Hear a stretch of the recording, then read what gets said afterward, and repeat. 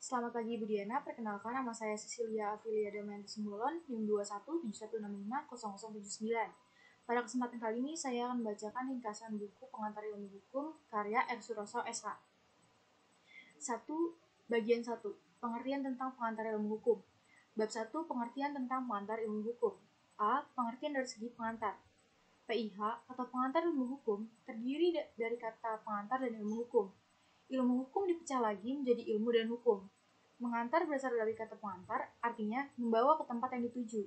Dalam bahasa asing diartikan sebagai berikut: inlanding dalam bahasa Belanda dan introduction dalam bahasa Inggris, yaitu memperkenalkan ilmu hukum. Bertolak pada kata pengantar, maka ilmu ini harus dipelajari. B. Pengertian dari segi ilmu hukum. Berdasarkan pendapat para pakar hukum, pengertian ilmu hukum sebagai berikut. A. Cross memberikan definisi ilmu hukum adalah segala pengetahuan hukum yang mempelajari hukum dalam segala bentuk dan manifestasinya. Sajipto Raharjo 1982 halaman 12. B. Dalam perpustakaan hukum yaitu jurisprudence. Berasal dari kata juris artinya hukum atau hak. Prudence artinya melihat ke depan atau mempunyai keahlian. Secara umum diartikan ilmu pengetahuan yang mempelajari hukum. Sajipto Raharjo 1982 halaman 10. C. Jurusan berpendapat bahwa ilmu hukum adalah suatu ilmu pengetahuan yang mencakup dan membicarakan segala hal yang berhubungan dengan hukum. Sajipto Raharjo 1982 halaman 3. Dalam bahasa Inggris disebut jurisprudence. Jadi dapat dikatakan bahwa subjek dari ilmu hukum adalah hukum sebagai suatu fenomena dalam kehidupan manusia di mana dan kapan saja. Dilihat sebagai fenomena universal dan bukan lokal atau regional. Sajipto Raharjo 1983 halaman 5. D. Purnandi Purwacaraka dan Surjono Sukanto dalam bukunya Perihal Kaidah Hukum 1982 halaman 10 menjelaskan bahwa ilmu hukum mencakup ilmu tentang kaidah dengan dogmatik hukum dan sistematik hukum. 2. Ilmu pengertian seperti subjek hukum, hak dan kewajiban, peristiwa hukum, hubungan hukum, dan objek hukum. 3. Ilmu tentang kenyataan. Menyorot hukum sebagai perkelakuan sikap tindak antara lain mencakup sosiologi, antropologi, psikologi, perbandingan, dan sejarah berkaitan dengan hukum. E. Ilmu pengetahuan disebut juga ilmu pengetahuan yang mempelajari kaidah-kaidah hidup manusia. Hukum sebagai kaidah di satu pihak dan sebagai gejala di pihak lain. F. Ilmu hukum adalah ilmu yang berusaha menjelaskan tentang keadaan, inti, dan maksud tujuan dari bagian penting hukum. G. Ilmu hukum adalah suatu pengetahuan yang objektif, yaitu hukum, dan yang khusus mengajarkan segala bentuk dan manifestasi hukum. Ilmu hukum sebagai kaidah, ilmu hukum sebagai ilmu pengertian, dan ilmu hukum sebagai ilmu kenyataan. C. Cabang-cabang ilmu hukum yang termasuk ilmu hukum. Pandangan beberapa penulis mengenai bagian-bagian dari ilmu hukum diantaranya 1. J. Van Apeldoorn berpendapat bahwa bagian dari ilmu hukum itu terdiri dari A. Sosiologi hukum, B. Sejarah hukum, C. Perbandingan hukum. 2. W.L.G. Lemaire, bagian ilmu hukum terdiri dari ilmu hukum positif, sosiologi hukum, perbandingan hukum, dan sejarah hukum.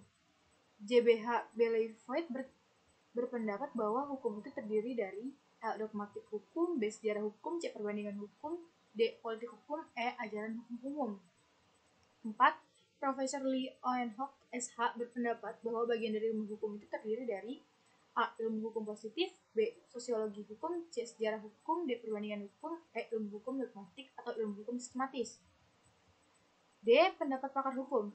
A. Ada Dr. Surjono Dirjosisworo SH 1983 halaman 1, yaitu berusaha menjelaskan tentang keadaan, inti, dan maksud dan tujuan dari bagian penting hukum serta hubungan antara bagian tersebut dengan ilmu pengetahuan hukum. B. Profesor Dr. Ahmad Sanusi SH 1977 halaman 3 mengetengahkan sebagai berikut. PIH termasuk mata pelajaran dasar basis letak, karena itu PIH bukan mata pelajaran latihan berpraktek, namun harus dikuasai oleh mereka yang ingin mempelajari ilmu hukum. Untuk mengkualifikasi mata pelajaran pembuka ke arah pengetahuan hukum pada tingkat persiapan. Bab 2. Sejarah singkat pengantar ilmu hukum. Pengantar ilmu hukum berasal dari terjemahan bahasa Belanda yaitu Inleiding tot de Rechtswetenschap yang dipakai pada tahun 1920 dimasukkan dalam Hoger Onderwijs Wet atau Undang-Undang Perguruan Tinggi di Belanda. Istilah ini digunakan di Jerman pada abad ke-19 dan permulaan abad 20. Di Indonesia sendiri, istilah ini sudah dikenal sejak tahun 1924 dengan didirikan Rechtshogeschool, Sekolah Tinggi Hukum. di Batavia atau Jakarta masuk kurikulum. Sedangkan istilah pengantar ilmu hukum dipergunakan untuk pertama kalinya di perguruan tinggi atau Universitas Gadjah Mada yang berdiri pada 3 Maret 1946. Bab 3, peran dan fungsi pengantar ilmu hukum. A. Peran dan fungsi PIH. 1. Memperkenalkan segala masalah yang berhubungan dengan hukum. 2. Menjelaskan tentang keadaan, inti, maksud, dan tujuan bagian penting hukum dan berhubungan dengan PIH. 3. Memperkenalkan ilmu hukum, pengetahuan seluk-beluk hukum dari segala bentuk dan manifestasinya. 4. Merupakan dasar dari studi hukum, maka PIH dinamakan Bachelor Fact atau mata kuliah dasar pelajaran hukum. 5. Mengkualifikasikan mata pelajaran pendahuluan pembukaan ke arah ilmu pengetahuan hukum tingkat kesiapan. B. Bukti-bukti pentingnya peran dan fungsi PIH. Dilihat dari beberapa segi. Yang pertama dari segi sejarah, diajarkan di perguruan tinggi berbagai negara, diantaranya Jerman dan Belanda. 1920 masuklah pengantar ilmu hukum. 2. Di Indonesia, pengantar hukum Belanda dijadikan kurikulum oleh Sekolah Tinggi Hukum di Batavia atau Jakarta tahun 1924. 3. Pada waktu UGM berdiri, 3 Maret 1946, untuk pertama kalinya digunakan istilah pengantar ilmu hukum dan dijadikan mata kuliah dasar di perguruan tinggi. 4. Adanya surat keputusan Menteri Pendidikan dan Kebudayaan tanggal 30 Desember 1974 nomor 198 garing U garing 1973 dicantumkan PTN maupun PTS harus dicantumkan mata kuliah PIH sebagai mata kuliah yang langsung berhubungan dengan ilmu hukum. 5. Menurut keputusan Kopertis, PIH merupakan mata kuliah pengantar ujian negara. 6. Dalam sistem SKS, PIH bobotnya 4 SKS, lebih dari cabang ilmu lainnya. Bab 4. Kedudukan PIH di antara ilmu sosial lainnya. Kedudukan PIH dapat dikatakan sejajar dengan ilmu sosial. A. Ditinjau dari segi ilmu sosial, ilmu hukum termasuk ilmu sosial yang objek penelitiannya adalah tingkah laku manusia dan masyarakat dalam berbagai bentuk. Dipelajari tentang kaidah-kaidah kehidupan di mana yang harus dan mana yang dilarang untuk dilakukan di lingkup masyarakat. B.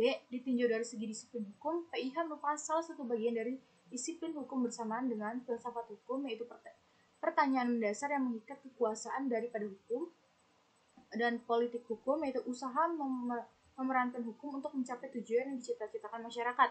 Masyarakat yang teratur selalu memiliki tujuan mensejahterakan rakyatnya dan politik hukum dijadikan sarana untuk mencapai tujuan tersebut. Oleh karena itu, hukum yang berusaha memilih tujuan termasuk bidang politik hukum. Bab 5. Metode pendekatan dalam mempelajari pengantar ilmu hukum. Metode pendekatan PIH sebagai berikut. 1. PIH adalah sarana memperkenalkan ilmu hukum. 2. PIH mempelajari dari segi ilmiah secara sentral maupun universal. Dikatakan universal karena berlaku kapan dan di mana saja tanpa batas negara atau wilayah. PIH menyelidiki pengertian dasar atas asas dari hukum secara menyeluruh, sedangkan cabang bersifat khusus.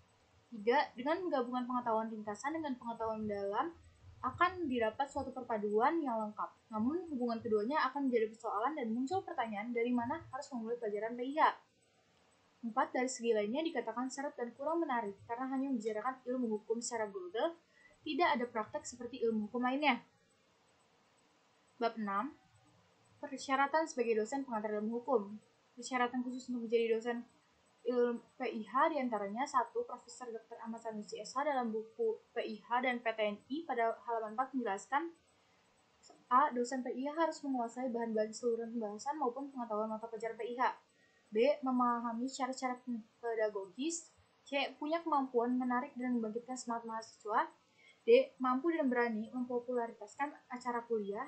E. Memberikan petunjuk bagi mahasiswa agar selanjutnya dapat belajar berdasarkan cara masing-masing. 2. Direktur Pendidikan Tinggi Departemen Pendidikan dan Kebudayaan lampiran surat nomor 112 garing DPT garing C garing 3 garing 73 menegaskan A. Pembelajaran PIH jangan sampai pemberian pembelajaran filsafat hukum dititikkan pada dogmatik hukum, kaidah dan pengertiannya. B. Untuk memperluas pandangan mahasiswa, maka dikenalkan disiplin hukum selain ilmu hukum seperti politik dan filsafat hukum.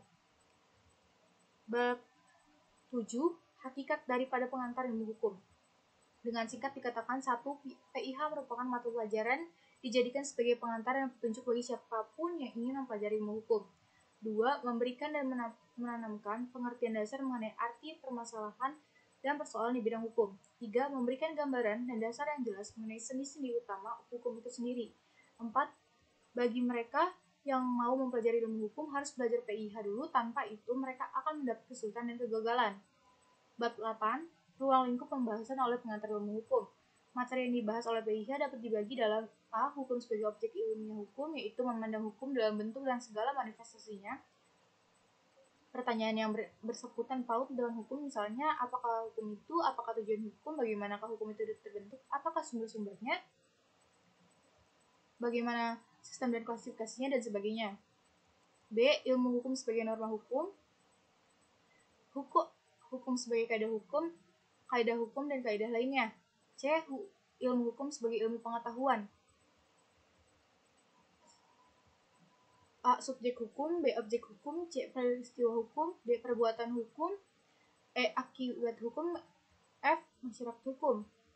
D. Ilmu hukum sebagai ilmu kenyataan. Ada antropologi hukum, sosiologi hukum, sejarah hukum, dan lainnya. Bagian 2. Hukum sebagai objek ilmu hukum. Bab 9. Pengertian tentang hukum, yaitu ucapan sarjana hukum Belanda Immanuel Kant tahun 1800 yang pernah mengatakan para juris masih mencari suatu definisi mengenai pengertian hukum. Hukum merupakan pengatur dan petunjuk dalam keadaan bermasyarakat sesuai dengan situasi dan kondisi masyarakat sendiri, dipengaruhi oleh kebiasaan, adat, kesusilaan, kebudayaan, agama, dan sebagainya. Hukum mengatur hubungan antar masyarakat yang satu dengan yang lain, macam-macam bentuknya seperti perkawinan, tempat kediaman, perjanjian-perjanjian, dan lain sebagainya. Karena hal itu akan selalu berkembang seiring dengan pertumbuhan masyarakat dan hubungan di dalam masyarakat. A. Arti hukum dari segi etimologi. 1. Hukum berasal dari bahasa Arab, bentuk tunggal, kata jamaknya al-qas, dalam bahasa Indonesia disebut hukum. Dalam pengertiannya, hukum berhubungan dengan pengertian yang melakukan paksaan. Rej selalu didukung oleh kewibawaan yang punya hubungan erat dengan ketaatan, sehingga orang yang punya kewibawaan akan ditaati orang lain. Dengan demikian, perkataan Rej mengandung pengertian kewibawaan dan hukum ditaati orang secara sukarela. Timbul juga istilah Gerechtswilligheid dalam bahasa Belanda, artinya keadilan, sehingga hukum memiliki hubungan erat dengan keadilan. Dengan begitu, Rej dapat diartikan hukum mempunyai dua unsur penting, yaitu kewibawaan dan keadilan. 3. Ius. Kata ius dalam arti hukum berasal dari bahasa Latin iubere, yaitu mengatur atau memerintah. Istilah ius berkalian dengan iustitia atau keadilan. Bagi orang Yunani memiliki makna dewi keadilan dengan lambang seorang wanita yang kedua matanya tertutup dengan tangan kiri memegang naraca dan tangan kanan memegang sebuah pedang. Lambang tersebut mempunyai arti kedua mata tertutup, artinya tidak boleh membedakan latar belakang pelaku dalam mencari keadilan. Neraca artinya dalam mencari keadilan harus ada kesamaan atau sama beratnya. Pedang yang melambangkan keadilan yang mengejar kejahatan dengan suatu hukuman, bahkan hukuman mati. Dari segi etimologi, ius berarti hukum berkalian erat dengan keadilan yang memiliki 3 unsur, wibawa, keadilan, dan tata kedamaian. Keempat, lex. Kata lex berasal dari bahasa Latin yaitu lecere, memiliki arti mengumpulkan orang-orang untuk diberi perintah, di mana dalam hukum mengandung wibawa dan otoritas, sehingga hukum berkaitan dengan erat dengan perihal perintah dan wibawa. Berdasarkan uraian di atas, pengertian hukum dapat disimpulkan bahwa 1. Pengertian hukum berkalian erat dan keadilan, 2. Berkalian dengan kewibawaan, 3. Berkalian dengan ketaatan yang menimbulkan kedamaian, dan 4. Berkalian erat dengan peraturan yang berisi norma. B. Definisi hukum oleh sebagian pakar. 1. Profesor Dr. P. Bors berpendapat bahwa pengertian hukum adalah keseluruhan peraturan bagi perilaku masyarakat dalam pelaksanaannya, dapat dipaksa dan tujuannya mendapat keadilan. Terdiri dari 3 unsur, yaitu hukum, norma, dan pelaksanaan peraturan hukum itu sendiri. Sehingga hukum diadakan dengan tujuan menimbulkan kedamaian dan keadilan yang sama di dalam masyarakat. Yang akhirnya terwujudlah pelaksanaan dengan kepada masing-masing anggota mendapat bagian yang sama. Kedua, Immanuel Kant menjelaskan bahwa hukum berkaitan dengan kemerdekaan, di mana setiap orang memiliki kehendak bebas dan menyesuaikan diri dari kehendak bebas orang lainnya. Ketiga, S.K. Amin S.H. dalam bukunya Bertamasya ke Alam Hukum, menjelaskan bahwa hukum adalah sekumpulan peraturan yang berkaitan dengan norma dan sanksi dengan tujuan mengadakan ketertiban, pergaulan manusia, terciptanya keamanan, dan ketertiban manusia. C. Hukum dalam berbagai arti. Di sini dibahas hukum menurut pandangan masyarakat, meliputi 1. Hukum sebagai keputusan penguasa, artinya hukum sebagai peraturan tertulis seperti undang-undang, dasar, undang-undang, Kepres, PP, Kepmen, perda yang dibuat oleh yang berwenang, yaitu badan legislatif. Salah satunya putusan hakim termasuk ke dalam keputusan penguasa, yaitu para penegak hukum yang diberi wewenang oleh pemerintah. Dengan demikian, hukum adalah peraturan yang dibuat oleh pihak berwenang bersifat memaksa. 2. Hukum dalam arti petugas, Appledorn, man is the street. Melihat para petugas polisi, jaksa, hakim sebagai hukum karena bertugas menghukum orang yang salah. Dapat dilihat polisi berpatroli, jaksa berseragam, dan hakim dengan toga mengadili perkara. 3. Hukum dalam arti sikap tindak. Hubungan antara anggota masyarakat berjalan biasa, dirasa wajar dan rasional. Bentuk ini seperti peristiwa biasa menjadi wujud bergaul yang tertib dan teratur sehingga dapat menjadi hukum mendorong masyarakat untuk ikut. 4. Hukum dalam arti gejala sosial, yaitu filosofi Yunani, yaitu Aristoteles mengatakan manusia sebagai zoon politikon, artinya manusia hidup bermasyarakat. Dalam bermasyarakat tak jarang ditemukan pertentangan yang menimbulkan perselisihan dan kekacauan dalam masyarakat. Maka untuk mengatasinya perlu ada tata tertib yang menimbulkan kedamaian. Ketentuan ini merupakan hukum yang berkembang dalam masyarakat dan gejala sosial. 5. Hukum dalam arti kaidah. Artinya aturan himpunan petunjuk hidup atau perintah-perintah dan larangan-larangan yang mengatur tata tertib dalam masyarakat dan harus ditaati oleh masyarakat setempat. Jika dilanggar, akan ditindak pada pemerintah. Sebagai kaidah hukum, memberikan berbagai petunjuk yang menentukan sikap masyarakat satu dengan yang lainnya, harus dipatuhi sebagai hukum norma sifatnya memaksa. 6. Hukum dalam arti disiplin ini melihat hukum sebagai gejala kenyataan yang ada di tengah masyarakat. Disiplin hukum meliputi ilmu hukum, politik hukum, dan filsafat hukum. 7. Hukum dalam arti ilmu hukum. Hukum dilihat sebagai ilmu pengetahuan yang merupakan karya manusia untuk mencari kebenaran tentang sesuatu berciri sistematis, logis, empiris, metodis, umum, dan akumulatif. 8. Hukum dalam arti tata hukum, artinya hukum yang sedang berlaku di suatu negara disebut hukum positif, ius constitutum. Peraturannya saling berikatan antara yang boleh dan tidak boleh dilakukan.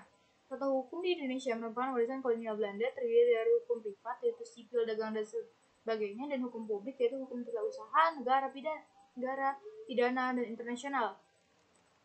Bab 10. Hukum terdapat di mana dan kapan saja. Hukum terdapat di mana dan kapan saja menurut para ahli itu Appledorn. Hukum dapat berlaku untuk siapa saja dan di mana saja, tujuannya mengatur kepentingan manusia baik yang belum lahir maupun yang sudah mati, sampai dengan masyarakat primitif. Antropologi budaya mengatakan hukum bagian dari kaidah kesusilaan, moral, dan agama, tetapi dijadikan yang paling utama dipertahankan pemerintah negara. Hukum ini juga mengandung sanksi. Hukum pada dasarnya tidak dapat dipisahkan dari faktor agama, susila, adat istiadat, ekonomi, dan kebudayaan lainnya. Pandangan hukum juga berkaitan dengan agama seperti tidak boleh membunuh, berzina, yang terdapat dalam KUHP pasal 338 dan seterusnya. Dari segi moral dilihat dari KUHP pasal 1337 dan 549. Bab 11. Peran dan fungsi hukum. A. Peran hukum. A. Peran dan fungsi hukum dalam masyarakat. 1. Selama ada masyarakat sudah pasti ada hukum. 2. Manusia adalah makhluk sosial di mana tiap manusia punya hubungan satu dengan yang lainnya, maka timbullah hak dan kewajiban. 3. Setiap masyarakat pasti punya hubungan kepentingan. 4. Masyarakat saat ini secara sadar atau tidak melakukan perbuatan hukum. 5. Manusia dilahirkan untuk diberi hak. 6. Hukum mengikat hubungan manusia satu dengan yang lainnya serta benda-benda di sekelilingnya. Contoh nyatanya, yang ke-7, di lingkungan keluarga seorang laki-laki dan perempuan akan hidup bersama sebagai suami dan istri, diatur dalam Undang-Undang Perkawinan Nomor 1 Tahun 1974. Anak bersikap hormat dan segan pada bapak dan ibunya tanpa sadar melakukan pasal 289 Undang-Undang Hukum Perdata. B. Dalam pekerjaan, hubungan kerja. 1. Setiap orang yang bekerja di instansi pasti menandatangani perjanjian kerja. 2. Seorang pimpinan membuat aturan kerja sesuai dengan undang-undang pemburuan. 3. Setiap majikan akan membayar upah kepada buruh setiap bulannya. 4. Seorang sarjana yang melakukan pekerjaan baik di pemerintahan maupun perusahaan dengan sendirinya memenuhi kewajiban yang diatur.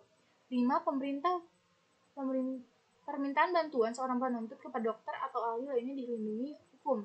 C. Di dalam menjalankan pekerjaan atau profesi. 1. Dalam melakukan pekerjaan, orang terikat pada peraturan kepegawaian. 2. Dokter menyimpan rahasia kedokteran merupakan kewajiban yang sudah diatur undang-undang. 3. Dokter tidak akan melakukan pengguguran pasien karena melanggar undang-undang abortus. 4. Seorang advokat harus melaksanakan profesinya sesuai dengan aturan yang ditetapkan. 5. Seorang pembendaharawan pemerintah dalam melakukan tugasnya terikat pada undang-undang pembendaharaan negara. D. Hukum dengan hak. 1. Seorang pemilik tanah akan menuntut ganti rugi kepada orang yang menggusur tanahnya. 2. Seorang buruh akan menuntut pesangon apabila diberhentikan tanpa salah. Hal ini sudah diatur dalam undang-undang. Dalam perkembangan masyarakat. Dalam masyarakat mengetahui kedudukan, hak, dan kewajiban anggotanya, maka wajib untuk mengetahui perbuatan mana yang diakui undang-undang dan mana yang melanggar undang-undang. F. Dalam hubungan dengan ilmu lainnya, 1. Seorang dokter harus melakukan sumpah jabatan setelah selesai studi. 2. Seorang insinyur membuat kontrak dengan memberikan pekerjaan. 3. Seorang geolog yang ingin meneliti status tanah perlu mendapatkan izin dari pihak pemilik. 4. Sebuah bank harus mempelajari tentang identitas, nilai jaminan, dan sebagainya dari orang yang mengambil kredit. G. Dalam mempelajari hukum. Dalam mempelajari hukum, orang wajib mengetahui ilmu hukum yang bersifat umum dan khusus. Yang bersifat umum antara lain penafsiran hukum, pengertian subjek, objek, dan badan hukum, pembagian hukum, dan lain-lainnya. Dalam penggunaan ilmu hukum dilihat dari segi ilmu ekstrakta, sifatnya konstan dan tidak berubah, dan dari ilmu hukum sifatnya selalu berubah sesuai perkembangan masyarakat. B. Fungsi hukum dalam perkembangan masyarakat. Fungsinya 1. Alat pengatur tertib hubungan masyarakat. 2. Sarana untuk mewujudkan keadilan sosial lahir dan batin. 3. Sarana pergerakan pembangunan. 4. Sebagai hukum kritis. Bab 12. Tujuan hukum. A. Tujuan hukum itu dikatakan secara tepat sulit karena adanya peranggapan tujuan hukum itu kedamaian, keadilan, kefaedahan, kepentingan hukum, dan sebagainya yang menunjukkan gejala masyarakat. B. Tujuan hukum menurut para ahli. 1. Menurut Dr. Wijoyo Projodikoro, SH, mengemukakan bahwa tujuan hukum dalam bukunya yang berjudul Perbuatan Melanggar Hukum yaitu mengadakan keselamatan, kebahagiaan, dan tertib dalam masyarakat. Kedua, menurut Profesor Subukti SH dalam bukunya Dasar-Dasar Hukum dan Pengadilan menjelaskan bahwa tujuan dari hukum adalah untuk mendapatkan keseimbangan antara tuntutan keadilan dengan ketertiban dan kepastian hukum. 3. Menurut Profesor Dr. Jan Van Van dijelaskan bahwa hukum bertugas menjamin kepastian hukum dalam masyarakat dan menjamin setiap orang untuk tidak menghina hakim sendiri. Harus diselesaikan dengan proses pengadilan berdasarkan hukum yang berlaku. C. Peraturan-peraturan umum Allgemeine Regels. Allgemeine Regels dipandang kurang adil karena di pasal 1330 dijelaskan orang yang belum dewasa mereka ditaruh di pengakuan dan seorang istri dalam perkawinan tidak cukup untuk membuat perjanjian. Selanjutnya pada pasal 1330 menjelaskan bahwa istri tidak cakap dalam membuat perjanjian. Hal ini dianggap diskriminasi terhadap emansipasi wanita. Apakah ini bisa dibilang adil? Tentu tidak. Karena sudah jelas dalam Undang-Undang Perkawinan Nomor 1 Tahun 1974 menyebutkan bahwa kedudukan suami dan istri adalah sama. Kedua, Allgemeine yang ditafsir oleh hakim. Contohnya itu itikat baik pasal 1338 ayat 3 KUHP Perdata yang berbunyi perjanjian harus dilaksanakan dengan itikat baik. Penafsiran seperti ini menanyakan peristiwa kepada pihak yang bersangkutan. Hakim menghubungi ke peraturan umum dalam pasal undang-undang. Selanjutnya, hakim menafsirkan apakah ada pelanggaran sesuai undang-undang sehingga penafsiran menghasilkan kepastian hukum guna menghilangkan rasa ketidakadilan. D. Tentang keadilan. Aristoteles, filsuf Yunani, dalam tulisannya membedakan keadilan dalam dua macam. 1. Keadilan distributif, justitia distributiva, artinya memberikan kepada setiap orang atas jasanya menurut hakim, berperan dalam hubungan masyarakat dan perorangan. Diartikan sebagai perbandingan. Contohnya itu seorang bekerja dalam 1 jam mendapatkan upah 1.000, dan ketika dia bekerja selama 5 jam maka dia mendapat upah 5.000. 2. Keadilan kumulatif, justitia kumulativa. Keadilan ini lebih menguasai hubungan dengan perorangan, berperan dalam tukar-menukar tanpa mempedulikan jasa masing-masing. Contohnya itu dalam perusahaan terdapat beberapa bagian personalia, contohnya keuangan, yaitu ada kas, deposito, dan jasa, dan seterusnya. Ilustrasinya, saksi kas yang sudah sibuk di pagi hari menyiapkan surat dan keperluan lainnya untuk melayani nasabahnya. Sementara seksi deposito dan jasa yang terlihat mempunyai kesibukan sederhana. Di akhirnya nanti mereka sama-sama mendapat gaji yang senilai, meskipun pekerjaannya berbeda. Bab 13. Hukum ditaati orang. 1. Orang menaati hukum karena macam-macam sebab, diantaranya karena masyarakat menghendakinya. dan karena adanya paksaan sosial. 2. Hukum ditaati orang karena hukum itu bersifat memaksa, yaitu keseluruhan peraturan hidup yang bersifat memaksa untuk melindungi kepentingan manusia dalam masyarakat. Kemudian, pemerintah yang berarti bahwa hukum punya sifat memaksa. 3. Beberapa teori dan aliran yang menyebabkan mengapa hukum ditaati orang. A. Masbah hukum alam adalah suatu aliran yang menelaah hukum dengan bertitik tolak dan dari keadilan yang mutlak, artinya keadilan tidak boleh diganggu. B. Masbah sejarah. Ini merupakan reaksi terhadap para pemuja hukum alam atau hukum kodrat yang berpendapat bahwa hukum alam itu bersifat rasional yang berlaku bagi segala bangsa. C. Teori teorasi. Teori ini menganggap bahwa hukum itu kemauan Tuhan. D. Teori kedaulatan rakyat, bahwa dasarnya terjadi suatu negara ialah perjanjian antar masyarakat atau perjanjian masyarakat. E. Teori kedaulatan negara. Teori ini timbul pada abad ke-19 dan teori ini menentang teori perjanjian masyarakat. F. Teori kedaulatan hukum, yaitu teori yang timbul pada abad ke-20 dan teori kedaulatan hukum merupakan penentang teori kedaulatan negara. Bab 14. Kodifikasi dan perkembangan hukum. Kodifikasi hukum adalah pembukuan hukum dalam suatu himpunan undang-undang dalam materi yang sama untuk mengatasi tidak adanya kepastian hukum dan kesatuan hukum di negara. Perkembangan kodifikasi hukum itu seluruh permasalahan hukum sudah tertampung dalam suatu undang-undang nasional. Di luar undang-undang tidak ada hukum. Hakim hanya melaksanakan undang-undang yang berlaku di seluruh negara. D. Aliran hukum yang timbul kemudian. 1. Ajaran Friedrich Lefebvre. 2. Aliran Friedrich Finding. Bab 15. Aliran-aliran atau praktik hukum. A. Aliran legisme. Aliran ini berpendapat bahwa satu-satunya sumber hukum adalah undang-undang, bahwa di luar undang-undang tidak ada hukum. B. Aliran Friedrich Lefebvre. Aliran ini berpendapat dengan aliran legisme, di mana hukum terikat sekali pada undang-undang. C. Aliran Rechtsbinding. 1. Hukum itu harus berdasarkan asas keadilan masyarakat. 2. Pembuat undang-undang mengikut proses pengembangan sosial. 3. Undang-undang tidak dapat menyelesaikan setiap masalah yang timbul. 4. Undang-undang tidak dapat sempurna, kadang-kadang dipergunakan istilah-istilah yang kabur. 5. Undang-undang tidak dapat lengkap dan tidak dapat mencakup segala-galanya. D. Aliran yang berlaku di Indonesia dipergunakan aliran Rechtsbinding. Ini berarti bahwa hakim dalam memutuskan perkara berpegang pada undang-undang dan hukum lainnya yang berlaku dalam masyarakat. Bab 16. Terbentuknya undang-undang. Terbentuknya hukum itu dimulai dari kebiasaan yang mudah dirasakan sebagai kewajiban untuk bersikap tindak, kemudian mendapatkan sanksi apabila tidak melaksanakannya. A. Pembentukan hukum di Inggris. Hukum di Inggris berasal dari kebiasaan dalam masyarakat dan dikembangkan oleh pengadilan. B. Pembentukan hukum di Indonesia. Dengan versi yang lebih, kasus hukum di Indonesia tumbuh dari kebiasaan dalam masyarakat yang dikenal sebagai hukum adat. C. Pandangan legisme. Freirechther dan Rechtsbinding. 1. Pandangan legisme itu hukum hanya terbentuk oleh perundang-undangan. 2. Pandangan Lefebvre, hukum yang terbentuk dari peradilan. 3. Pandangan Rechtsbinding secara tegas membedakan hukum yang berasal dari perundang-undangan dan hukum yang berasal dari peradilan.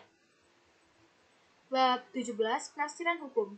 Macam-macam cara penafsiran. Penafsiran atau interpretasi peraturan undang-undang ialah mencari dan menetapkan pengertian dalil-dalil yang tercantum dalam undang-undang sesuai dengan yang dikehendaki serta dimaksud oleh pembuat undang-undang. 1. Cara penafsiran dalam pengertian subjektif dan objektif serta sempit dan luas. B. Bentuk penafsirannya. 1. Macam-macam metode penafsiran, ada A. Tata bahasa dan arti kata. 2. Sejarah, yang B. Sejarah. C. Sistem dari peraturan dan undang-undang yang bersangkutan. D. Keadilan masyarakat. E. Otentik. F. Perbandingan. 2. Cara menetapkan metode-metode penafsiran. Sedapat mungkin, semua metode penafsiran supaya dilakukan tetap hakim bebas dalam melakukan penafsirannya sendiri. C. Penjelasan tentang berbagai macam metode penafsiran. A. Penafsiran gramatikal. B. Penafsiran historikal. C. Penafsiran sistematis. D. Penafsiran sosial. E. Penafsiran otentik. F. Penafsiran perbandingan. Bab 18. Pengisian kekosongan hukum. A. Pendahuluan. Jika hakim menambah peraturan perundang-undangan, berarti bahwa hakim mengisi kekosongan dalam sistem hukum formil dari tata hukum yang berlaku. B. Konstruksi hukum atau penafsiran analogis. Penafsiran analogis adalah penafsiran daripada suatu peraturan hukum dengan memberi ibarat pada kata-kata sesuai dengan bunyi peraturan tersebut. C. Penghalusan hukum. Penghalusan hukum yang berlaku hukum sedemikian rupa sehingga seolah-olah tidak ada pihak yang disalahkan. D. Argumentum a contrario. Penafsiran undang-undang yang didasarkan atas pengingkaran artinya berlawanan pengertian yang dihadapkan dengan pasal dalam undang-undang. Bab 19. Sumber-sumber hukum. Sumber hukum adalah segala sesuatu yang menimbulkan aturan-aturan yang mengikat dan memaksa sehingga bila aturan-aturan itu dilanggar akan menimbulkan sanksi yang tegas dan nyata bagi pelanggarnya. B. Terdapat berbagai pakar hukum. 1. Algra membagi sumber hukum dalam sumber hukum material dan sumber hukum formil. 2. Van Apeldoorn sumber hukum dalam arti historis, sumber hukum dalam arti sosiologis, sumber hukum dalam arti filosofis, sumber hukum dalam arti formil. 3. Ahmad Sanusi sumber hukum normal dan sumber hukum abnormal. 4. TAP MPR nomor 20 MPRS 1966 menggunakan istilah sumber tertib hukum yaitu Pancasila, Proklamasi Kemerdekaan 17 Agustus 1945, Dekret Presiden 5 Juli 1959, Undang-Undang Dasar, dan Surat Perintah 11 Maret 1966. 5. Sumber hukum filosofis, ideologis, dan sumber hukum yuridis. Sumber hukum filosofis, ideologis, dan sumber hukum segi yuridis. C. Undang-undang. Undang-undang merupakan sumber hukum formal di samping kebiasaan traktat yuridis, jurisprudensi, dan doktrin. Undang-undang itu terdiri dari undang-undang formil dan material. Terbentuknya undang-undang itu, suatu undang-undang itu baru ada apabila telah dibentuk oleh yang bersangkutan. Undang-undang dalam arti formil dan material, banyak orang berpendapat bahwa undang-undang itu mempunyai dua arti, yakni formil dan material. Tata jenjang perundang-undangan yaitu mengenai tingkat dan derajat daripada undang-undang yang bersangkutan. Undang-undang yang kekuasaannya mengikat antara undang-undang, sedangkan yang dimaksud dengan kekuasaan ialah kekuasaan berlaku untuk undang-undang terhadap lingkungan. Hak menguji adalah suatu hak untuk menguji apakah suatu peraturan perundang-undangan berlainan atau bertentangan dengan peraturan perundang-undangan lainnya atau tidak, terutama Undang-Undang Dasar 1945. Bab 20. Penggolongan dan klasifikasi hukum. A. Sistem yang diselaraskan dengan tujuan yang utuh bahwa berlakunya undang-undang itu selalu bersangkut paut. 1. Berdasarkan sumber dan bentuknya, ada sumber tertulis dan sumber tidak tertulis. Berdasarkan kepentingan-kepentingan diatur dalam undang-undang, ada hukum privat, yaitu mengatur kepentingan-kepentingan persoalan dan juga kepentingan-kepentingan negara. 3. Hukum politik, yaitu mengatur kepentingan penguasa. Ketiga ada hukum publik, yaitu mengurus segala penyelenggaraan negara dan memelihara kepentingan timbal balik negara lainnya. 3. Berdasarkan hubungan antar hukum, ada hukum antar waktu, tempat, golongan, agama, dan privat internasional. Berdasarkan perkalian dengan hubungan-hubungan hukum, ada ius constitutum, ius constituendum, hukum objektif, dan hukum subjektif. 5. Berdasarkan pelaksanaan sanksi, ada hukum kaidah, hukum sanksi, hukum memaksa, dan hukum mengatur. B. Penggolongan klasifikasi yang lazim dipergunakan didasarkan pada 1. Berdasarkan sumber, yaitu hukum undang-undang, hukum traktat, kebiasaan dan hukum adat, jurisprudensi, dan hukum ilmu. B. Berdasarkan daerah kekuasaannya, yaitu ada hukum nasional, hukum internasional, dan hukum asing. Selanjutnya, berdasarkan kekuatan sanksi, itu ada hukum paksaan yang sifatnya memaksa dan harus ditaati dengan kekalian hukum ini punya kekuasaan yang mutlak, dan hukum tambahan, itu hukumnya yang bersifat mengatur dan menambah. Selanjutnya, berdasarkan isi, termasuk dalam golongan publik itu ada hukum pidana dan negara, yang termasuk hukum privat, yaitu hukum perdata, dagang, dan perselisihan. Selanjutnya, berdasarkan fungsi pemeliharaan dan pemeliharaannya, ada 1. Hukum material, yaitu mengatur isi perhubungan antara kedua belah pihak atau yang menerangkan perbuatan mana yang dapat dihukum dan hukum yang dapat dijatuhkan. 2. Ada hukum formil, ialah hukum yang menunjukkan cara menjalankannya. Selanjutnya, hukum berdasarkan bentuk, ada hukum tertulis dan tidak tertulis. Hukum yang berdasarkan wujudnya ada hukum objektif, yaitu berlaku umum dan tidak mengenai orang atau golongan tertentu. Dan hukum subjektif, yaitu yang berlaku terhadap seorang tertentu atau lebih. Hukum objektif ini disebut juga hukum hak. Selanjutnya ada hukum berdasarkan waktu, yaitu ada ius constitutum, yaitu hukum positif yang berlaku sekarang bagi suatu masyarakat tertentu dalam suatu daerah tertentu. Selanjutnya ada ius constituendum, yaitu hukum yang diharapkan berlaku pada waktu yang akan datang. Selanjutnya ada hukum asasi atau hukum alam itu hukum yang berlaku di mana-mana, kapan saja dan untuk siapa saja, tak mengenal batasan waktu. Bagian 3, ilmu hukum sebagai ilmu kaidah. Bab 21, kaidah hukum dan kaidah sosial. A. Kaidah sosial. Pengertian kaidah sosial adalah serangkaian tata kelakuan yang ada dalam masyarakat dengan memberikan ciri nilai sosial dan norma sosial agar konflik maupun disintegrasi dapat dihindari oleh siapapun tanpa adanya kecemburuan yang ada. Pengertian kaidah sosial menurut ahli yaitu Purnadi Purbacaraka dan Sukanto, yaitu kaidah sosial adalah serangkaian patokan ataupun pedoman untuk berperilaku atau sikap berupa tindak dalam menjalani kehidupan di masyarakat. B. Pengelolaan kaidah. Kaidah dibedakan menjadi dua, yakni kaidah etika dan kaidah hukum. Kaidah hukum merupakan kaidah yang memiliki sanksi tegas yang mengatur interaksi ataupun hubungan antar individu. Jika hukum dilanggar, maka akan ada paksaan yang terwujud ancaman. Kaidah etika merupakan kaidah yang meliputi norma sosial, norma agama, dan norma kesopanan. C. Hubungan antar kaidah hukum dan kaidah lainnya. 1. Hubungan objektif, artinya bahwa kaidah hukum dan kaidah lainnya bukan hukum mempunyai objek pengaturan. 2. Hubungan saling memperkuat, artinya bahwa kaidah hukum memperkuat keberadaan kaidah-kaidah yang bukan hukum. D. Persamaan antara kaidah hukum dengan kaidah lainnya terletak pada maksud dari kaidah hukum itu sendiri dan kaidah sosial lainnya yang sama-sama melindungi kepentingan perorangan maupun umum, sehingga terdapat tata tertib dalam masyarakat. Persamaan antara kaidah hukum dan kaidah kesopanan antara lain memandang manusia sebagai makhluk sosial, sudah puas dengan perbuatan lahiriah saja, heteronom, yaitu dikehendaki masyarakat, dan memberikan kesempatan pihak yang bersangkutan untuk mengadakan reaksi, dan sama memiliki wilayah berkelakuan. Perbedaan antara kaidah hukum dengan kaidah lainnya. Dampak dari kaidah hukum apabila dilanggar akan mengakibatkan terkena sanksi oleh pemerintah, sedangkan dampak dari kaidah sosial tersebut yakni apabila dilanggar akan terkena sanksi yang sudah terdapat di masyarakat berupa pengusiran di masyarakat. Bagian 4, ilmu hukum sebagai ilmu pengertian. Bab 22, subjek hukum. A. Subjek hukum merupakan setiap orang yang memiliki kewenangan dan mempunyai hak dan kewajiban yang nantinya akan menimbulkan wewenang hukum.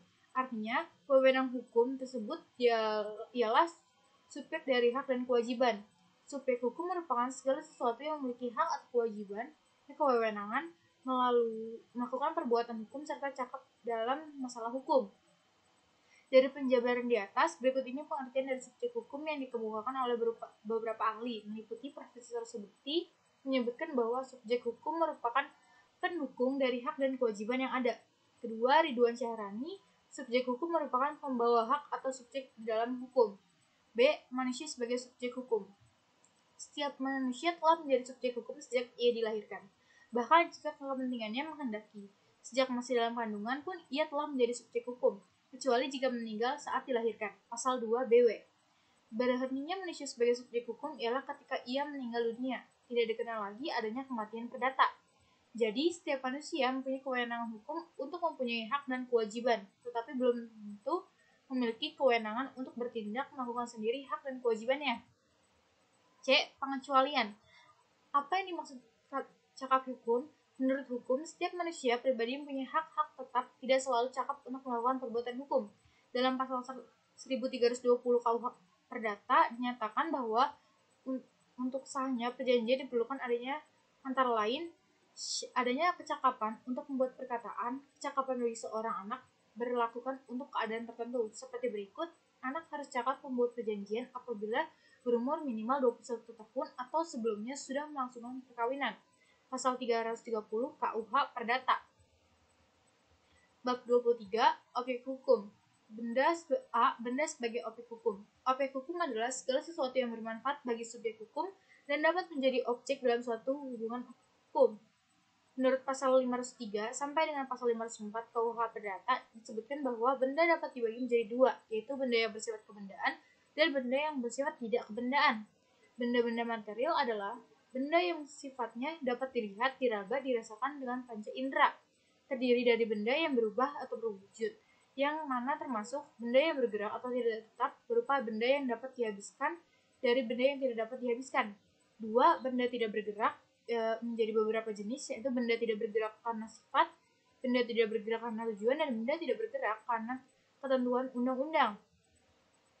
Benda-benda yang tidak bersifat kebendaan adalah suatu benda yang dirasakan oleh panca indera saja, dan kemudian dapat direalisasikan menjadi suatu kenyataan. Contohnya merek perusahaan, paten, dan cipta musik atau lagu. B. Manusia sebagai subjek hukum. Manusia sebagai subjek hukum dikatakan juga sebagai pembawa hak atau pendukung hak. Sebagai subjek hukum, manusia mempunyai hak dan kewajiban untuk melakukan tindakan-tindakan dalam lapangan hukum, seperti mengadakan perjanjian jual beli, mengadakan pernikahan, mengadakan pembagian warisan, dan sebagainya. Tiap manusia merupakan orang yang karena terbawa oleh keadaan bahwa ia manusia. Karena itu, orang yang bercorak manusia itu disebut orang asli. Sebagai lawan subjek hukum lainnya, yaitu badan hukum. Setiap manusia itu adalah orang. Ini mengandung arti bahwa tidak dikenal adanya perbedaan yang berdasarkan agama antara kelamin yang satu dengan yang lainnya, tidak pandang pula apakah dia seorang kaya atau miskin, tidak pandang apakah manusia itu warga negara atau orang asing. Bab 24, peristiwa hukum. Pengertian peristiwa hukum adalah peristiwa yang dapat menggerakkan hukum atau menimbulkan atau timbul akibat hukum. Tidak semua peristiwa itu dapat dikatakan sebagai peristiwa hukum. Contohnya peristiwa hukum yaitu kelahiran, kematian, jual beli, dan sewa. B. Macam-macam peristiwa hukum. Dalam hukum dikenal adanya dua macam peristiwa hukum, yaitu peristiwa hukum karena perbuatan subjek hukum, yaitu dapat dibedakan menjadi dua lagi, yaitu perbuatan hukum. Suatu perbuatan merupakan perbuatan hukum apabila perbuatan tersebut oleh hukum diberi akibat atau mempunyai akibat hukum, dan akibat hukum tersebut dikehendaki oleh yang bertindak. Dalam pergaulan hidup manusia, tiap-tiap hari manusia selalu melakukan perbuatan untuk memenuhi keinginannya. Segala perbuatan manusia yang secara sengaja dilakukan oleh seorang untuk menimbulkan hak dan kewajiban, itulah yang dinamakan perbuatan hukum. Sedangkan apabila suatu perbuatan tidak dikehendaki oleh yang melakukan atau salah satu dari yang melakukan, maka perbuatan itu bukanlah suatu perbuatan hukum. Jadi, suatu perbuatan yang akibatnya tidak dikehendaki oleh yang melakukan bukanlah suatu perbuatan hukum. Perbuatan hukum itu terdiri dari perbuatan hukum sepihak atau bersegi satu, yaitu perbuatan hukum yang dilakukan oleh satu pihak saja dan menimbulkan hak dan kewajiban pada satu pihak pula. Contohnya itu surat warisan dan surat wasiat dan hibah. Dua, perbuatan hukum dua pihak atau bersegi dua, yaitu perbuatan hukum yang dilakukan oleh dua pihak dan menimbulkan hak dan kewajiban bagi kedua pihak atau timbal balik. Misalnya pembuatan perjanjian jual beli, sewa penyewa, dan lain sebagainya. Selanjutnya, perbuatan lain yang bukan perbuatan hukum. Adapun perbuatan lain yang bukan perbuatan hukum dapat dibedakan dalam perbuatan yang akibatnya diatur oleh hukum. Jadi, akibat yang tidak dikehendaki oleh yang melakukan perbuatan itu diatur oleh hukum. Tetapi perbuatan tersebut bukanlah perbuatan hukum. Misalnya perbuatan memperhatikan atau mengurus kepentingan orang lain dengan tidak dimiliki oleh orang itu untuk memperhatikan atau mengurus kepentingannya. Selanjutnya, peristiwa hukum yang bukan karena perbuatan hukum atau perbuatan lainnya. Peristiwa hukum yang bukan perbuatan hukum atau subjek hukum atau manusia atau karena perbuatan lainnya dapat dibedakan menjadi tiga, yaitu keadaan nyata, perkembangan fisik kehidupan manusia, dan kejadian lain sebagaimana diatur dalam ketentuan pasal 1553 KUHP Perdata tentang sewa menyewa. Selanjutnya, bab 25, hubungan hukum. A. Pengertiannya, hubungan hukum adalah hubungan antara dua subjek atau lebih, di mana hak dan kewajiban suatu pihak bertemu dengan hak dan kewajiban pihak lain. Peranan hukum ada dua, yaitu menyelesaikan perselisihan dan melakukan suatu kegiatan. B. Segi hubungan hukum dibagi menjadi dua juga. Yang pertama, kewenangan yang disebut hak dan kewajiban, yang adalah segi pasif dari hubungan hukum.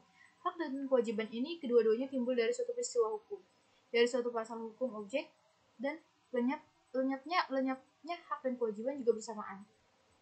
C. Unsur-unsur hubungan hukum menimbulkan tiga unsur sebagai berikut. Satu, adanya orang-orang yang hak dan kewajibannya saling berhadapan, adanya objek yang berlaku berdasarkan hak dan kewajiban tersebut di atas, dan adanya hubungan antar pemilik hak dan pengembang kewajiban dalam adanya hubungan atas objek yang bersangkutan. D. Syarat-syarat hubungan hukum. 1. Adanya dasar hukum, ialah peraturan-peraturan hukum yang mengatur hubungan hukum di itu, dan timbulnya peristiwa hukum. Macam atau jenis hubungan hukum, ya itu terbagi menjadi tiga. 1 bersegi 1, 2 bersegi 2, dan 3 hubungan antar satu subjek hukum dengan semua subjek hukum lainnya. Bab 26, hak. A. Pengertian hak.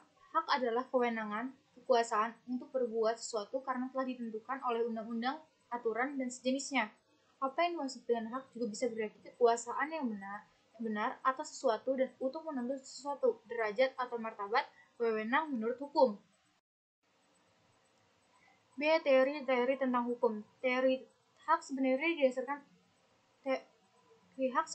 pada asumsi bahwa manusia mempunyai martabat dan semua manusia mempunyai martabat yang sama. 1. Teori keutuhan. Teori keutuhan sebenarnya telah lahir sejak zaman dahulu yang didasarkan atas pemikiran Aristoteles.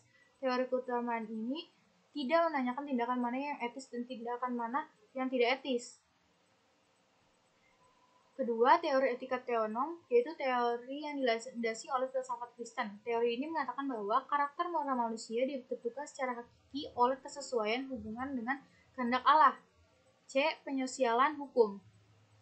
Adanya penyosialan hukum yang mengubah sifat dan tujuan hukum merupakan sifat dan tujuan hak, sehingga hak mengalami perubahan sosialisasi atau penyosialan. Menurut teori Leon Duguid, tidak ada manusia yang punya hak, sebaliknya dalam masyarakat bagi manusia hanya ada satu tugas sosial. Selanjutnya, hak tidak dijalankan secara mutlak, melainkan hak dilakukan untuk kepentingan masyarakat, sehingga hak milik bukanlah dimiliki secara mutlak, melainkan harus dijalankan untuk kepentingan masyarakat. D. Penyalahgunaan hak. Penyalahgunaan hak terjadi ketika adanya hak yang dilaksanakan tidak sesuai dengan tujuan. Penyalahgunaan hak pada dasarnya bukan merupakan perbuatan melanggar hukum, tetapi apabila perbuatan menyalahgunakan hak tersebut menimbulkan kerugian atau memenuhi syarat pada pasal 1365 KUHP, maka perbuatan tersebut dianggap perbuatan melawan hukum. Macam-macam hak. Biasanya dibagi menjadi dua golongan, yaitu hak mutlak dan hak relatif. Bab 27, perbuatan hukum, bukan perbuatan hukum, dan akibat hukum. A. Perbuatan hukum. 1. Beberapa pengertian. Perbuatan hukum merupakan setiap perbuatan manusia yang dilakukan dengan sengaja untuk menimbulkan hak dan kewajiban. Kedua, perbuatan hukum atau tindak hukum baru terjadi apabila ada pernyataan kehendak. Untuk adanya pernyataan kehendak diperlukan A. Adanya kehendak orang itu untuk bertindak, menertibkan, atau menimbulkan akibat yang diatur oleh hukum. B. Pernyataan kehendak. Pernyataan kehendak pada asasnya tidak terikat pada bentuk-bentuk tertentu dan tidak ada pengecualian sebab dapat terjadi secara satu pernyataan kehendak secara tegas yang dapat dilakukan dengan tertulis, pengucapan kata, dan isyarat.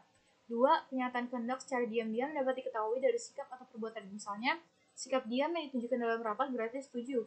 Selanjutnya, seorang gadis yang ditanya oleh orang tuanya untuk dinikahkan dengan seorang pemuda, gadis itu diam, itu berarti dia setuju.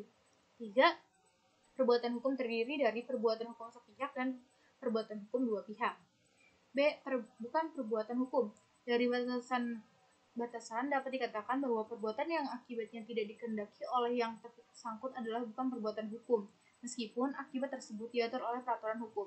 Jadi dapat dikatakan bahwa kehendak dari yang melakukan perbuatan itu menjadi unsur pokok dari perbuatan tersebut. Bukan perbuatan hukum ini ada dua macam. Yang pertama, perbuatan hukum yang tidak dilanggar oleh hukum. Perbuatan ini menjadi akibat hukum yang tak tergantung pada kehendak. Contohnya itu adalah tindakan mengurus kepentingan orang lain tanpa diminta oleh orang itu untuk kepentingannya. Hal ini sesuai dengan pasal 1354 KUH Perdata. 2. Perbuatan yang dilanggar oleh hukum. Perbuatan yang dilanggar oleh hukum atau perbuatan melawan hukum yang lazimnya adalah suatu perbuatan yang menimbulkan kerugian pada orang lain dan mewajibkan si pelaku atau pembuat yang bersalah untuk menggantikan kerugian yang ditimbulkan. KUH Perdata pasal 1365 perbuatan melawan hukum tersebut diatur pada pasal 1365 sampai 1380 KUHP Perdata. Setiap orang tidak hanya bertanggung jawab atas kerugian yang disebabkan karena perbuatannya sendiri, namun dapat juga terhadap kerugian yang disebabkan oleh perbuatan orang yang ditanggungnya. Selain apa yang disebut dalam KUH Perdata pasal 1372 dan seterusnya, juga memungkinkan pengajuan suatu tuntutan perdata dalam hal penghinaan, yakni menuntut ganti kerugian dan kerugian untuk mengembalikan nama baik dan kehormatan.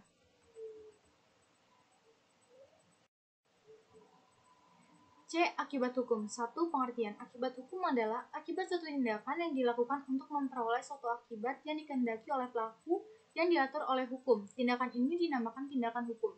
Jadi, dengan perkataan lainnya, akibat hukum adalah akibat dari suatu tindakan hukum.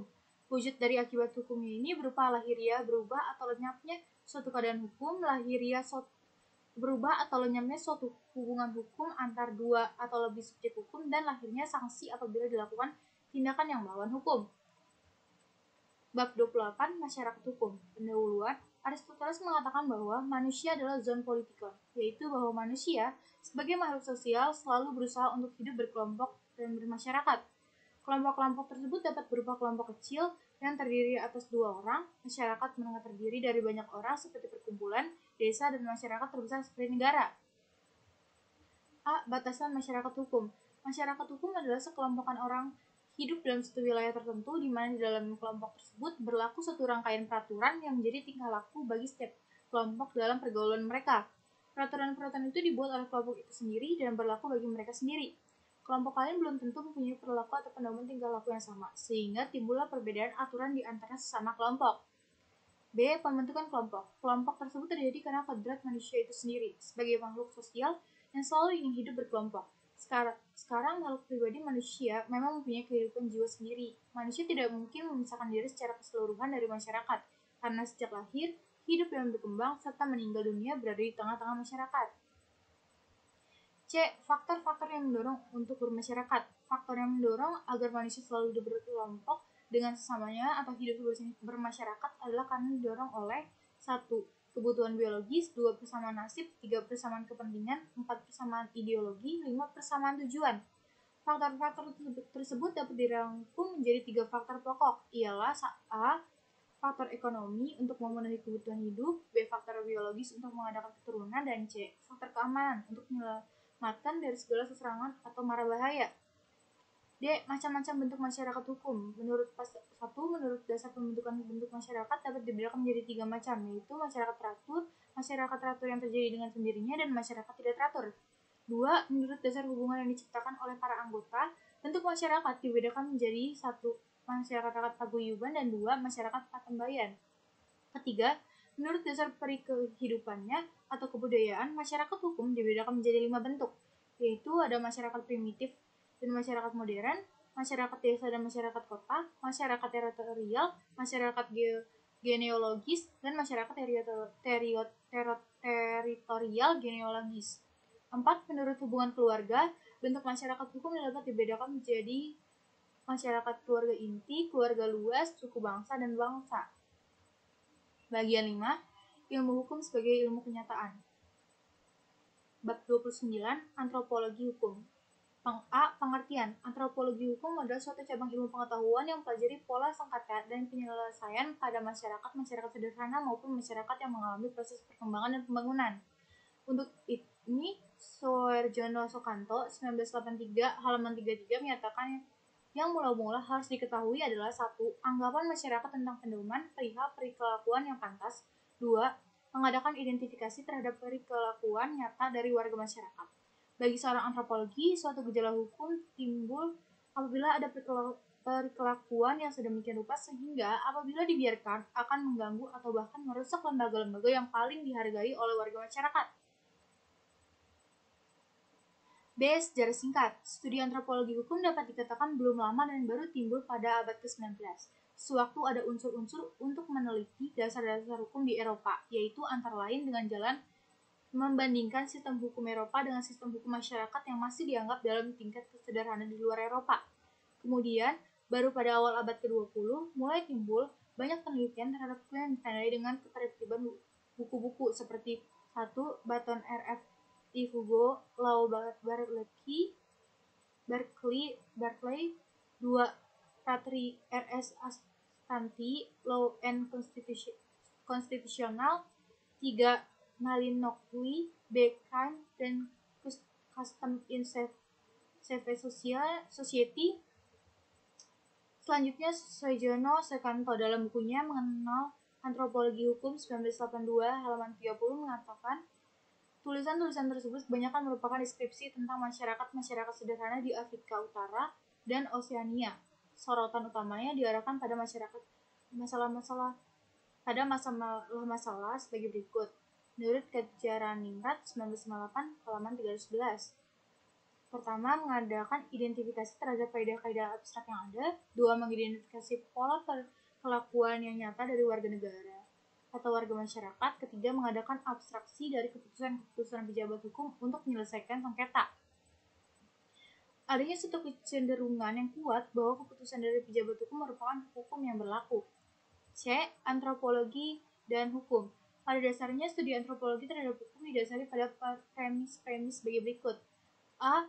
Hukum suatu masyarakat atau sistem hukum suatu masyarakat harus diselidiki dalam konteks sistem politik, ekonomi, dan agama. B. Dipelajari melalui analisis terhadap prosedur-prosedur yang berhubung dengan penyelesaian sengketa. C. Pada giliran prosedur-prosedur akan menjadi penting manakala penelitian dipusatkan pada sengketa. D. Agar dapat dibuat suatu laporan yang sah mengenai hukum rakyat, dua tugas terpisah tetapi berhubungan perlu digarap. Antropologi hukum memperhatikan dan menerima hukum sebagai bagian dari proses-proses yang lebih besar dalam masyarakat. Melihat hukum tidak secara statis, melainkan dinamis, yaitu dalam proses-proses tersebut terbentuk dan menghilang secara berkesinambungan. Bab 30, Sosiologi Hukum. A.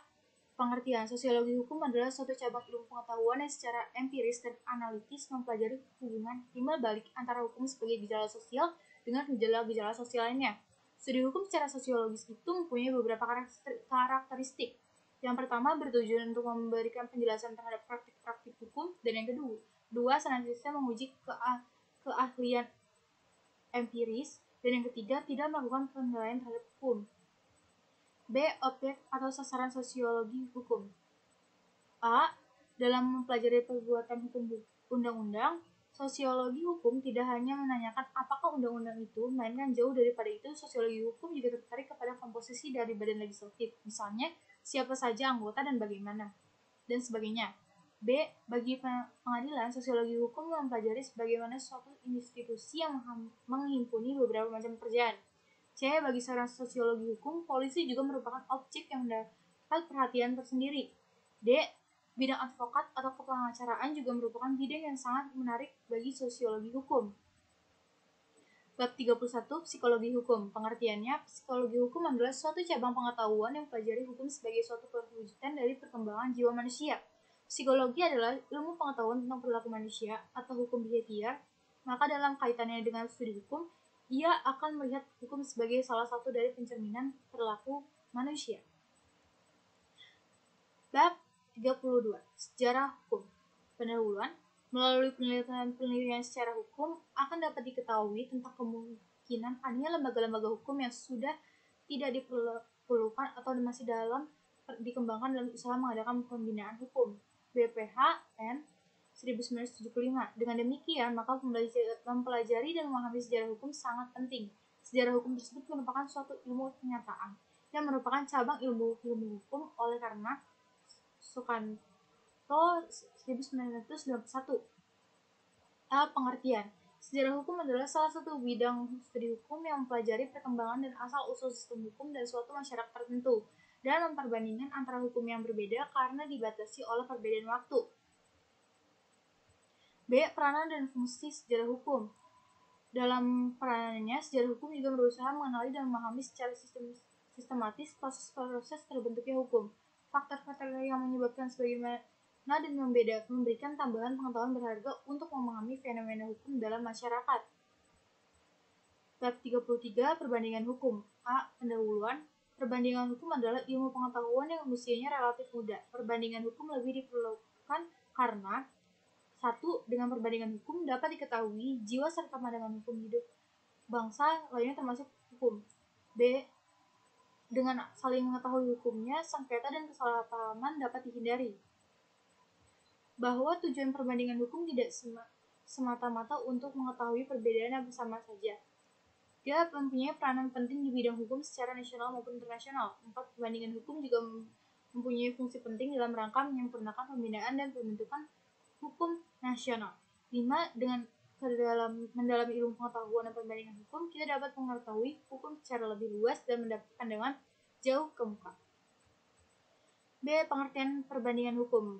1. Perbandingan hukum sebagai metode penelitian. Perbandingan hukum dapat mengarah ke bidang sejarah hukum.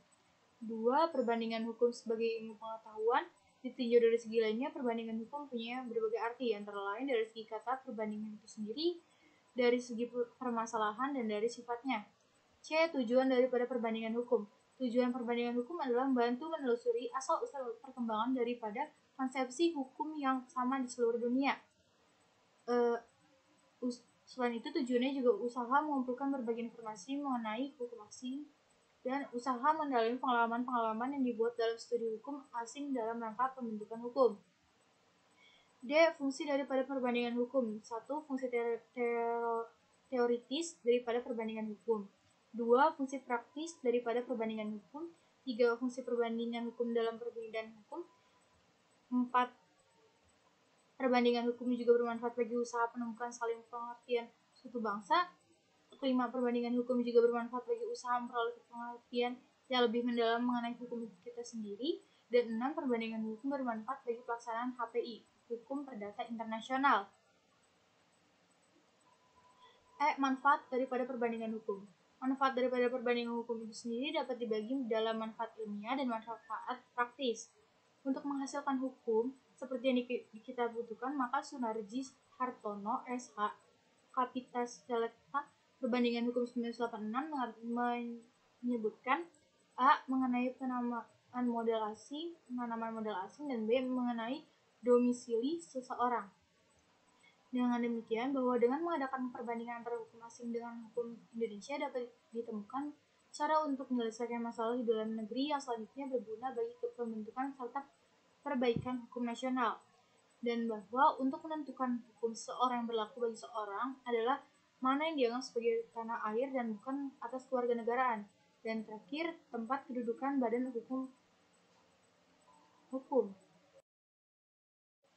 Baik, itu dia pembacaan ringkasan tugas pengantar ilmu hukum saya. Sekian dari saya, terima kasih.